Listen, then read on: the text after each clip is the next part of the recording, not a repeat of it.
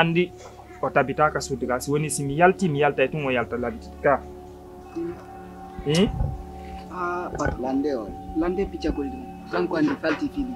anda le problème on compliqué joni ɗo ko des choses si tawi on hulu joni a wacce mo payment joni e sondila sa mi anda ɗo hande mi anda hande comboy mon ɗo ka tigi tigi mi sewtanoyta ɗo velouru par ce que patron ɓeɗo jikkude koye dammi andi ɓe patron ɓe famani patron jikkude koye dam mene nge ngala koye ganda ina andi mi anda patron ɓe ganda koye dammi o yaltata ɓe yaltata ɓe ganda patron debbo ɓen ino ɓe kandira suudu ɗo 26 heures fof simi awa même si o yaltata kono noon worɓe goo no woyi argol ga ɓawan ka minen gaye penti taw hendu ɗum taw minen min beebine naafi bale adama ɓoyditi hay gooto so yalti ɗo patron ngal bafal kuulu falama hay gooto ala natte nder ɗo mais so ɗigoy kay koye bogoro hakkude mon e Allah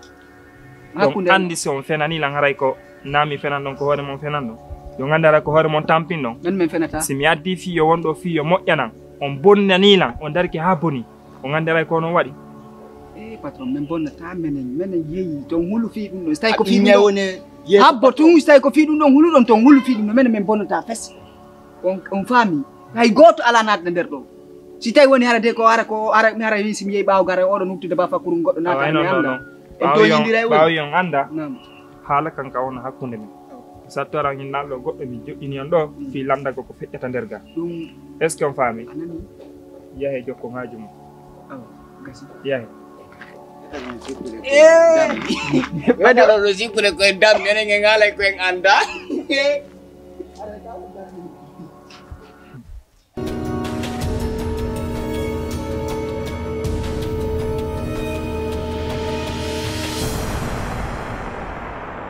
no komi faala kon sa nani suudu ko goɗɗo e surtout kadi hara kadi ko debbo a faami la fala voyage de joni noon mi faala ka accittirgo suudu ndun ni hara ɓaɗa anndo ala ni momi sudi sina an mi faalare mi torke ma mi jeejima no wawde mi neɓoyta mais goɗɗo ko andi o yeeyi on tigi annda no artirta a faami faalaray nde yontere ɗo ya wonanan ka suudu ga par ce que miɗa accirgol ni pay koye ɗum ɗo miɗa accirgol suudu ɗo kadi ne soki a faami ko ɗum min ni hari min manotoma yewten quoi kasi drame min ella wo ala wonayɗo wawa kadi wasi tawi ko awoni ga ko woni toon min nonoma mi ndaara ñande yewtugoɗe miɗa mari solution ka way joni ande mi jaaƴa fayde min mi anda ko ngal min mi décourage ke on a habbota lan lan habbima o joni noon ko min nonoma mi ndaara ko ko fiya jombo si jombarama goɗɗo si tawi woni mi jomboyi goɗɗo go mi addi mo mi addi wona welete ando jaaja probléme o min ko mi ko ni ça fait sa a jomba e rewɓe tawa ɓe hittina fi affaire fi dewgal a faami si wona ɗum a jombi goɗɗo a addimo piiji ni fuu simankanamo ko ɗum pusata ɗum yewgo waɗa ɗuma affaire joni noon si tawi woni o nannanalen enen ɗo e yewtima o jaɓaali jaaja jaaja min ɗo komi faala jaaja min ka jaaja a faami lan ande a wonantalan ka bo wonantalan kala ko tawɗa hino moƴƴalla lan ƴiwtiri ɓama haray ko minnata tun ko ya ɓeydu tun darugol moƴƴo si Allah ja faami na kadi ya inɗo joni a fi ko gorejo ma ɗo weldi donc ara ɗumanoto ɗum non a yodda an yon tigui famodiron moƴƴa ha laaɓane ma wayi ko faalaɗo dewgal hara kadi mo yiɗi andinamo noon kadi na fiilan darni ɗe mais ko tampuɗo woni tawde est ce que a faami mi nanimi de awa ella wo ala bon min ɗo komi faalama wiide kon mi faala yewtaw binde mawɓe wona toon taw seeɗa sikka faami ka on faalola nulde toon ka koye mi yew mi waɗa hunde nayi a landolan kon mi waɗata toon par ce que iɗa andi hakkude men no wondirɗen noon ka nder suudu ga ma andi yimɓe si ɓe wondi si ɓe ɓurdi hakkille koye ɓe pottodir ko ɗum ɓuri moƴƴude a faami na noon haala ɗum ɗukama ɗum innugal lamtolan piiji kon toon question fuu si ala toon par ce que iɗa andi na hande mi fuɗɗima waajade ñande mi nodduma mi haalan ma o a sikka hara mi yenne mara ko goɗɗum go et pourtant saylan haalan ndema ko fi honnu ko fi wota waɗu sifa ɗi ellaji ɗiɗi comment dirais-je waɗɗalan ɗo ɗin fof jono naka haala ɗuɗu ka yaw taw a faami wonira toon taw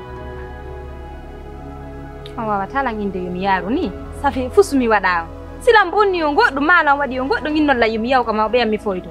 ka ko honnum waɗi han innolla yomi yaw ka baabi ma mi yaw ka amen mi foytoɓe ɓayna min noon la ronki mi ala gollude mi ala wadde hay e fus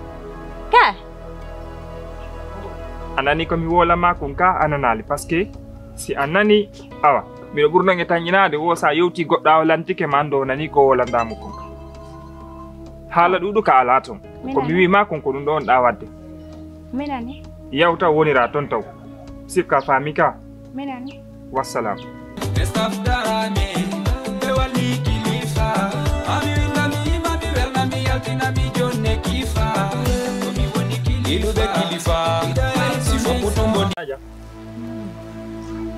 min on mi ani joni noon ko enen ɗo ɗiɗo sutodiri a faami mi wata wadde piijigo tun hara mi haalanali ma par ce que hakkil goto na hakkil mais ɓeygo am min famodira fes min no min ko nuni welatalan ko ñande ɓe yewgol ka mawɓe makko ɓe innano wullitade inna ko nini a faami wawanɗa goɗɗo ko dankagol mo hara o holali o weelaka hara kadi a addale goto ko ɓittinamo ka suudu faami mais an tigui ɗo suti ka suudu ɗo baadi min e makko e koye pay koye ɗo ɗiɗoy ko minen ɗo tuuni ga faami no wawi wonde an tigui hoore ma no neɓa ɗo ha si ara hay ka suudu ɗo fi walugol e alors pourquoi kanko mo ɗo pourquoi o nonata komi wolantamo ko gona nokku ngol no fi hon ɗum o ɓeynata ko ngu hakkil ko maafe ɓanndu ko ɗum minanata ɗum ande hannde yimɓe ɓen kam o wiiɗa o an jogoromo hakkille ma kono en fof en étike en tawi en alaa gayna a faami ka tigi tigi min on miɗo anndi ka mi waɗa min miɗo anndi ko mi waɗa a faami joni accidan ɗum ɗo e feere am min fof mi ndaranay ɗum ɗo andi ɗo jaaja kala ko darta nayanemi par ce que min ari ko minni komi faala ko ƴettugo mi innamo ƴettu piiji makko ɗin kisamo ya o hoota fiw min seeɗa a faami min miiɗa ñande ɓe ñande innugol haala wiidey ɗum ɗon welatalan a faami kan noon andi so tawini ɗan no woodi solution ko watta joni min miɗo mari solution awa on solution ma ɗon saganno hara nayi neɓude jaaja lekki ɗum ɗon minni miɗo mari awa nan awa Eni ko hono ngartiri oy ay fuyi na haala mo ay fuyi ko hono adduma ɗo muurima no dalma a ardali muudima ardali miñam muudima ko kamɓe newnani lan yomi aru ɓeni lan yomi aru mi foytoga seeɗa ko ne golle jokkuɗa to ko ronkine ha mi andira on gesa mi andira on fus ɓeni lan yomi aru tomi foyto ɓay mi wayri arde kam mon ga ɓeni lan yomi aru mi wona seeɗa faynoji ɗo ne jikko haɓa min haɓade ko kamɓe tigiri newnani lan wallahi aw hiteɗo on haɓu hiteɗo on haɓu ɓe ariɗo ɓe wi ɗon haɓi hakkunde ñalam kiɓɓay mbaɗa ɗum ɗon min haɓade kamɓe tigiri newnani lan ɓeni lan yomi aru aw hiɗa mari seede ɗum nan mari seedeji awa gasiɗo awa komi wattante ɗon ko a jomba ɗum to ndaari fi arti ko baabe maga nanga laajo paajo ko ya reeno wattana hille moƴƴe ko feɗɗiri e nder ko onon kadi suustayo jaaja mum har on yalti on fof ɗon welti ko arti ko koto jaaja mum ka kono min mbiɗa sufode siɗen yewtude ko onno ɓe arte ƴeewugo ɗumanda ko ɓe wona toon ɓa Allah waɗa ɓe wayri lawol noon tigiri ɗon andi ɓe ɗum no ɓanon a arti ɓe wata heɗagol ko nder ɗon fokkituɗa anani komi haalanma ko reenuɗa wattana hille moƴƴa sikko anani par ce que mi yiɗa ya hersinawol cuɓ anani aw Yo la nder ga. Aw. Sipanani ko mi yuma ko. Minani.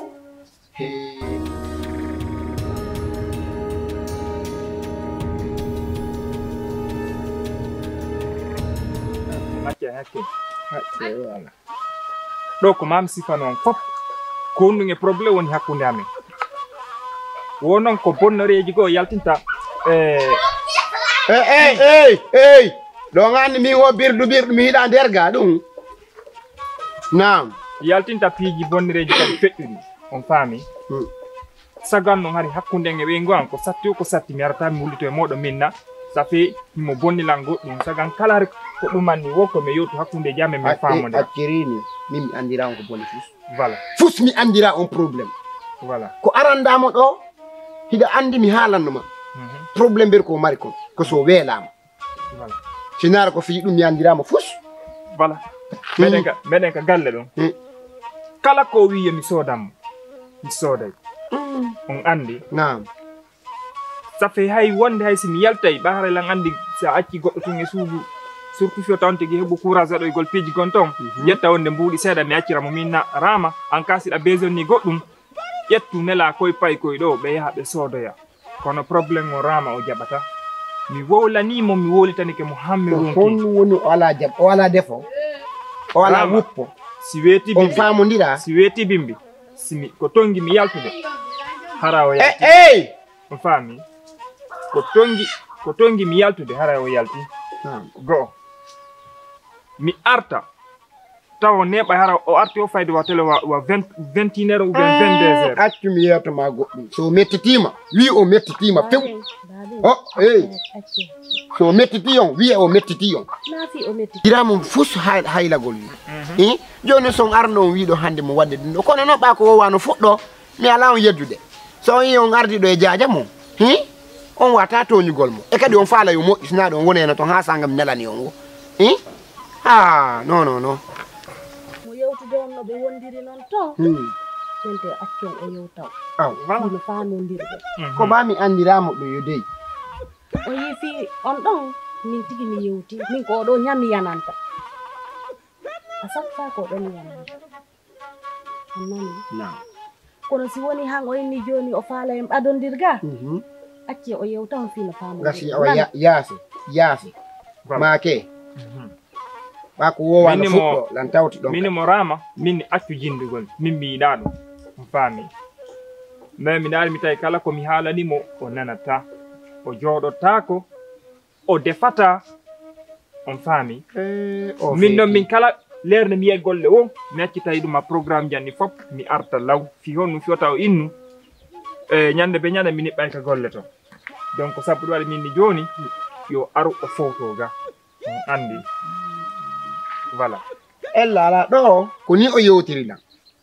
o wi womo ari ga wonugol min ko honnu waɗi o wi hay fus ɓami fus o haalana Allah hay puttere